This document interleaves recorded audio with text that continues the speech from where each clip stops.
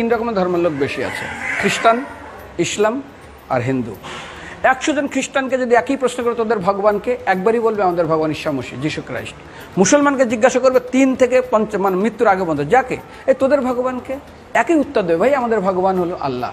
হিন্দুদেরকে যদি একই প্রশ্ন করা হয়, ভাই তোদের ভগবানকে, কনফিউজ।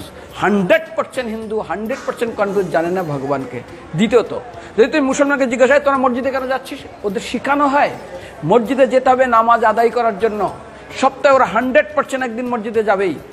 তুমি যদি খ্রিস্টানদের জিজ্ঞাসা করো তোমরা কেন কোথায় যাবে, কোথায় যাও না, আমাদেরকে একদিন তারা চার্চে যাবেই। কেন? ঈশ্বরে প্রার্থনা করার জন্য, ওদের শেখানো হয় জন্মের থেকে, এটা সংস্কার। আর হিন্দুদের যদি জিজ্ঞাসা করে তোমরা মন্দিরে কেন যাচ্ছ, হ্যাঁ আমার ছেলের বিয়ে হচ্ছে না, আমার মেয়ের বাচ্চা হচ্ছে না, আমার বাবা হসপিটালে আছে, কালকের আমার মামলার ডেট আছে, আমার ব্যবসা খুব খারাপ, আমার শরীর খুব খারাপ।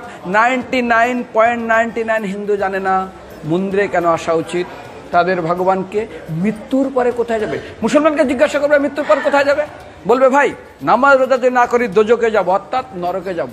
যদি হিন্দুদেরকে জিজ্ঞাসা, ওদেরকে বলবে আর যদি করো নামাজ রোজা করি তাহলে বেহেশতে স্বর্গে যাব। যদি খ্রিস্টানদেরকে জিজ্ঞাসা করো, এই তোমরা যদি আমরা ঈশ্বর আরাধনা করি হেল অর্থাৎ নরকে যাব। যদি বলা হয় যদি করো ঈশ্বর আরাধনা তাহলে তোমরা হেভেন স্বর্গে যাব। আর হিন্দুদেরকে বলে যে তোমরা মরার পরেই 99% হিন্দু এটাই বলে, মিথ্যাই বলে, আমার বাবার সাজ্ঞানে স্বর্গে গিয়ে বসেছে। তোর বাবা কি জমি কেনা আছে নাকি স্বর্গে? তোর বাবা জমি কেনা আছে যে তোর বাবা মরার পরে স্বর্গে গেছে, হোয়াটসঅ্যাপ করে দেখি এই যে অ্যাটাচ বাথরুম টয়লেট আমি একদম ভালোভাবে পৌঁছে গেছে, তোর বাবা স্বর্গে গেছে জানিস তুই? আরে মৃত্যুর আগে এত কষ্ট পায়, এত কিছু করে, মারার পরে আমার বাবা স্বর্গে গেছে।